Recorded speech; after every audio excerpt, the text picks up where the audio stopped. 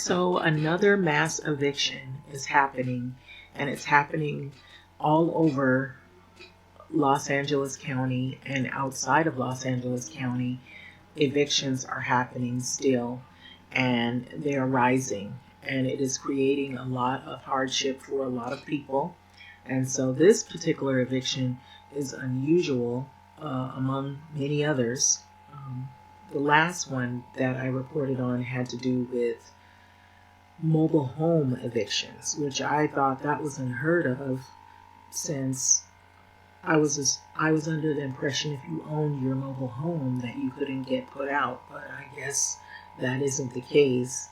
And for this situation, this is pretty unusual, but it has a collective amount of people that are fighting against this. So tenants, they fight eviction from Sawtelle apartment, and this is by Cindy Val Kednow and Sarah Welch, and this was put out 23 hours ago. So it's hundreds of tenants that are facing an eviction from a Sawtelle apartment complex, and they're suing the owner, who is alleging they have a right to stay while the sprinklers are being retrofitted and other repairs are being made. And so we've heard, those of us that are aware and informed about these mass evictions are aware now that some of this, what we're hearing, they're using what is called the Ellis Act to do these evictions. And so I will get into that further in this article or after the article. So residents of what is called the Barrington Plaza, it's called the Barrington Plaza, and it's in West Los Angeles at 11740 Wilshire Boulevard, believe the repairs are an excuse to get them out so that the owners can update the building and increase the rents for new tenants. And I agree. I believe that's what's happening. There's been all these mass evictions. A lot of this is coming right as as in when you see TV personalities and whoever is in charge of the media that puts out these messages, blanketed messages that the pandemic has come to an end, and you had all these fighting back and forth, these people that were back and forth. If it isn't the tenants, it's the landlords, who have different mixed emotions on these evictions and how they handle them, and using all these different tactics with lawyers to try to put people out. And it surprisingly doesn't always have to be that you're behind in rent either. It's the fact that you have people that are paying rent below market rate, and so that things are changing when they start doing all of these renovations, or they start doing the adding of all these stadiums, or they start gentrifying, I'll say re-gentrifying, because it's like they start a project, they stop, you don't see them doing anything for months, and then later they decide, let's come back, and then they come in full force, but it doesn't mean that you get to stay. And so this is the case with this building, which is unfortunate. And so this is a 700 unit high rise. So think of all of the families and the people that are involved in all of this. So Sawtelle apartment complex to evict residents of hundreds of units for a sprinkler retrofit. Can you believe that? And so the building was damaged in a destructive fire in 2013 and 2020, partly because it does not have fire sprinklers. And so because it was built in the early 1960s, so it's exempt from the laws requiring fire sprinklers, though as part of the approving of the repairs after the 2020 fire that happened at the building, city officials demanded safety upgrades, according to the LA Times. So the $300 million project, that's how much this would cost, will take years, and under a state law known as the Ellis Act. the owners of the Barrington Plaza are providing residents. Now, this is how they counter argue the people that are fighting or suing them for these renovations and being put out while they're happening and not allowing them to stay. The counter argument is that the residents were paid relocation fees and given financial assistance from as much as $22,000 according to the newspaper, so they can take units, including those that are rent stabilized as well, off the rental market. And so tenants in turn believe that the law is being misused. And I'll say this, I feel for the tenants, I feel like that is true. Honestly, I feel like it's happening to a lot of buildings. This is not the first building that I've heard this type of thing happening. And so I just know it's happening a lot more frequent. And it feels like that after that COVID, the lockdowns and the pandemic issues, that when people were fighting against the moratorium being closed and are stopping the moratorium, a lot of these landlords, they didn't like the moratorium being put in place. And I feel like they're just trying to do a comeback. All the money that they lost or they didn't acquire, or some of the ones that have residents, the people that have been there for years, paying under the market or below market rate rent, they just want these people out and they want to start all over again, but with high rents. And so it just keeps going up. It gets ridiculous. But anyway, back to the article, it says they've had all this time to install the sprinklers. This is what the tenants in turn were saying. They feel like this Ellis Act, they're using these laws to basically target tenants who are longtime residents. This doesn't even sound like a case of people not paying their rent. It's just they want them out so they can revamp the building and fix it up and raise the rents. And it seems more than likely that's what the case is. So residents allege that relocating will be very costly and that they won't be able to find new places to live for the rent that they pay at the 700 unit high rise.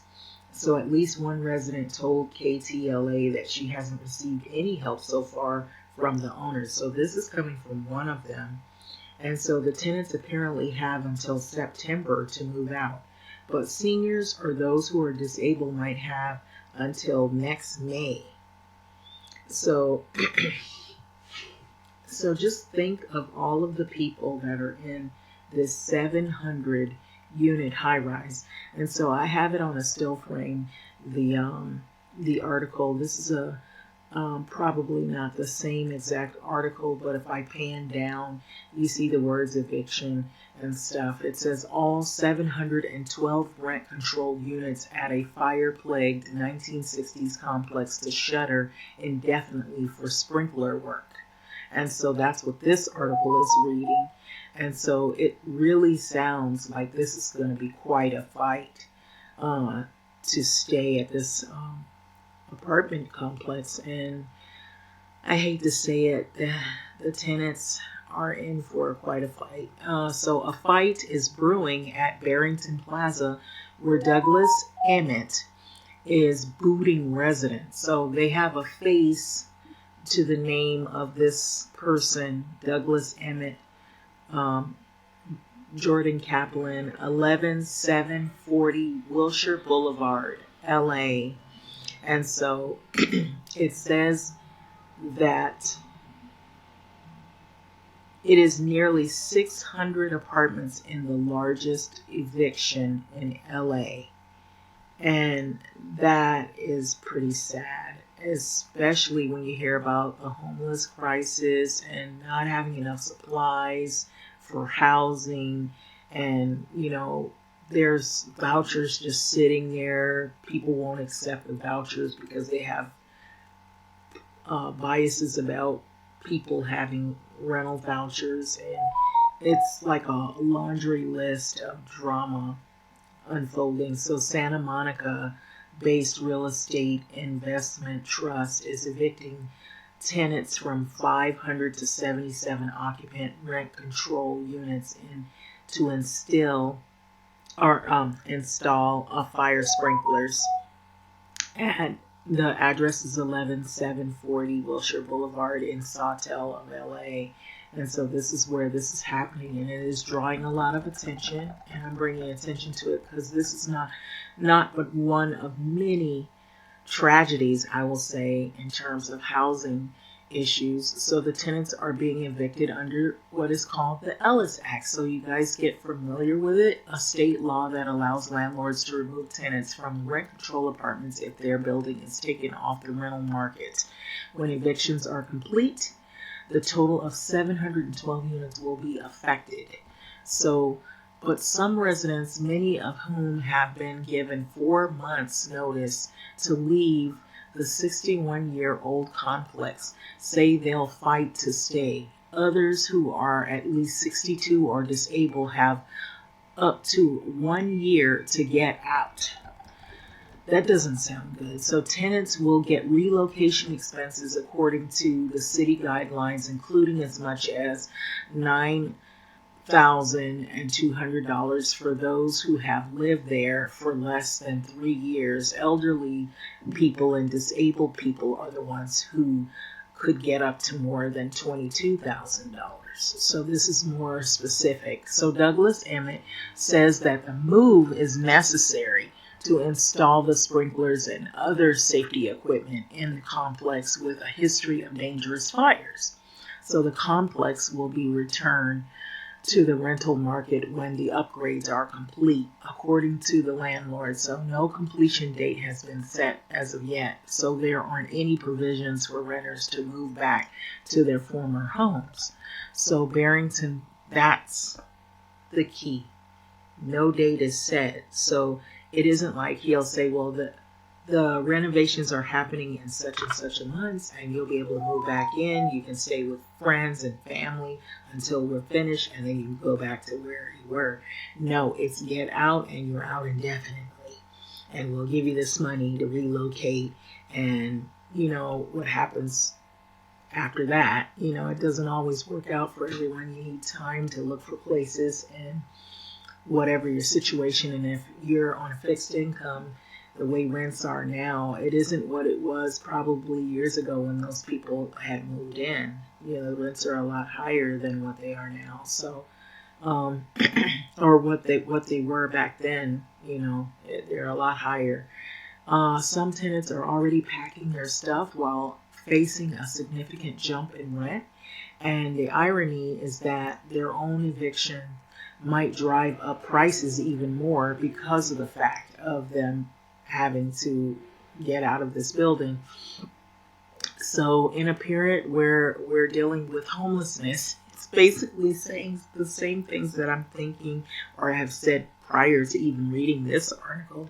Throughout the city and the county, there's homelessness, and it's a major issue, and that is this company would suddenly put almost 600 people on the housing market to compete for housing. And so Mickey Gorel, a librarian at UCLA, told the Times it's not a sensible thing to do. And so Eric Rose, a spokesman for Douglas Emmet, said that when the company submitted the plans to rebuild the damaged floors, the city conditioned its approval on the installation of the sprinklers and other safety equipment throughout the Barrington Plaza 3 towers. Okay, they have 3 towers, so those changes cannot be done without vacating the tenants. Basically, that's his way of validating why they're putting them out. And so those changes can't be done without vacating the 3 towers at the same time. So Rose said this because the building systems are shared among them,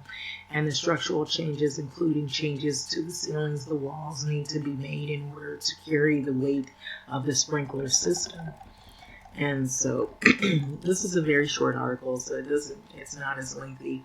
The other one was really short as well, but he says that the apartments could eventually return to the rental market under rules laid out by the city, and there are no plans to build new condominiums on the site, Rose says. So this month, Barrington Tenants, Surdy, and I may not pronounce that name correctly, so Maiden filed a lawsuit against Douglas Emmet for breach of contract and private nuisance for allegedly ignoring the fire safety problem. And so this is a battle to the very end. It looks like this is no joke. And so I guess this is his photograph here, and I'm going to try to see if I can, you can see. But this is a sad situation entirely, because these people, it's almost like they don't have any voice in the situation as it's going on, and it's getting to the point to where now they have to rely on the law to see if it'll work in their favor in a situation like this. So I don't know if you can see the photograph of the picture. I was trying to show it, but it doesn't show up very well. I was trying to show it, but it's bad. This doesn't look good at all. So yeah, this is a mass eviction happening in a high-rise 712 units, and pretty much everybody, the way it sounds, has to leave. What are your thoughts and feelings on this? This is crazy. It's like it's happening like in most of the metropolitan cities. I notice it's happening a lot more often than normal. And I feel like as soon as they gave the go-ahead to end the moratorium and they started announcing, oh, this is the end of the pandemic, which really, to be honest with you, the pandemic is not completely over, because there are some jobs where people are still working from home.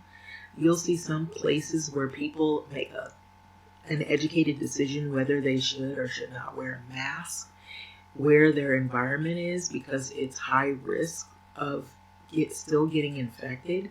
People are still dying. It's just not talked about as widely as it was in the beginning, like in 2020, to start. It seems like this is just the catalyst to increase homelessness. It's like Karen Bass was elected recently as a mayor, and